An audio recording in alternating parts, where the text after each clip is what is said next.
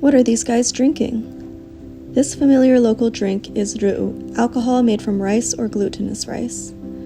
Rice alcohol has long been an integral component of village life, used in rituals for weddings, funerals, festivals, and ceremonies to honor ancestors. Vietnamese traditionally distilled alcohol in small batches as part of an integrated rural economy. Villagers used the residues after fermentation as feed for pigs, and the animal manure then became fertilizer for their fields. Because of its central place in society, the French saw taxing rice alcohol as a reliable way to bolster the colonial administration's budget. Along with opium and salt, it became known as a beast of burden. Despite their ambitions, the French faced many challenges in trying to exploit this native product for their own profit.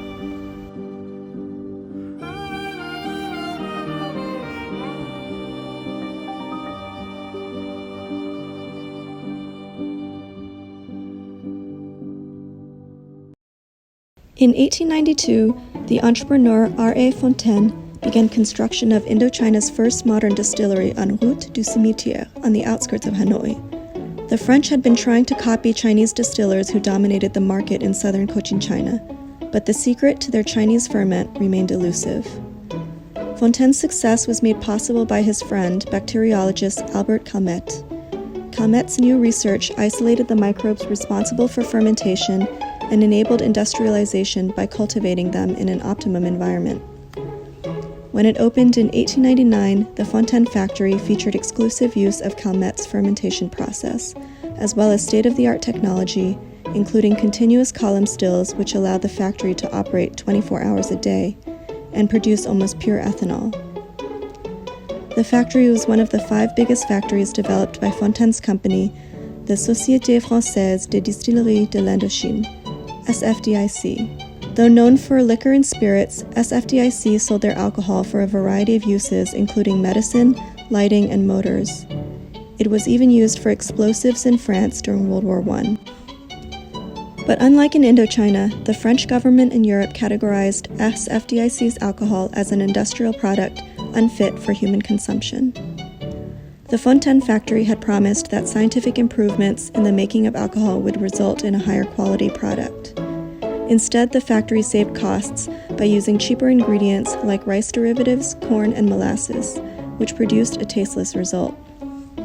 Factory alcohol was also often contaminated from mixing alcohol with river water or from the iron distillery.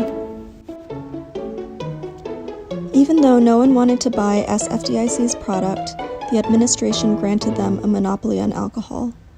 This partnership in theory would bring massive profits to Fontaine and his investors, while ensuring steady tax revenue on every liter of alcohol sold. In order to secure SFDIC's monopoly, the French banned native distilleries and forced sales through quotas of industrial alcohol in villages. Worst of all was their system of invasive surveillance. The Department of Customs and Monopolies, the administration's largest branch, subjected villagers to inspections, arrests, and fines from specialized agents known as They Duan. As this operation expanded the state's control further into the Vietnamese countryside, the alcohol monopoly quickly became one of the colonial administration's most hated institutions. Vietnamese villagers engaged in widespread bootlegging, from ordinary women smuggling contraband in vegetable baskets and wineskins to blatant defiance by village notables. A form of populist resistance took root in the nation's countryside. Even so-called French collaborators warned that discontent in the rural population was feeding anti-colonial and communist sentiment, which was sweeping the political scene worldwide.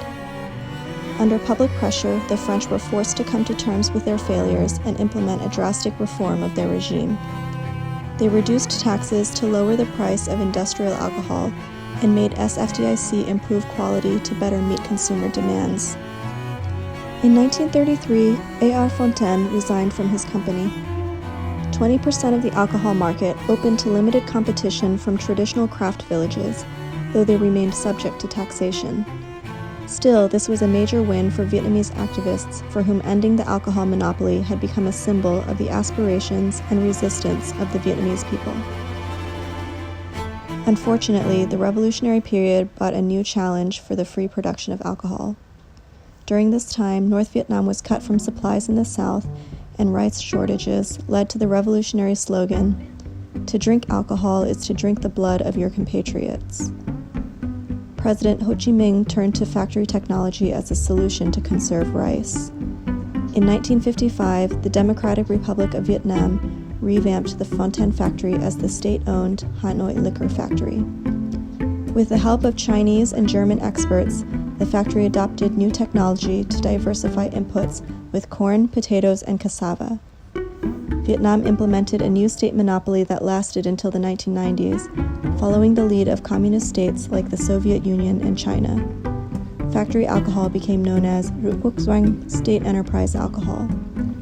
After fighting Fontaine's monopoly for poisoning Vietnamese society, the new regime argued that factory alcohol might actually improve social problems. Controlling production would save rice and protect public health. Instead of making alcohol, farmers could return to farming and other nation-building professions. Hoping to minimize disruptions seen during the colonial period, the regime focused their monopoly first in urban business areas. However, in reality, villagers continued to infiltrate Hanoi, with a national spirit but cheaper, known tongue-in-cheek as Rượu Quốc Lụi. After 115 years in operation, the Hanoi liquor factory relocated to Bắc Ninh in 2014. The original site, named 94 La Duc, remains a well-recognized trademark of the Halico Company today, representing their continued mission to produce by traditional technology on modern equipment. From a product of everyday life to a symbol of everyday resistance to an apparatus of the revolutionary state, rice alcohol played an undeniable role in creating a unified national culture and has become known as the national spirit Quốc Hồn Quốc Túy of the Vietnamese people.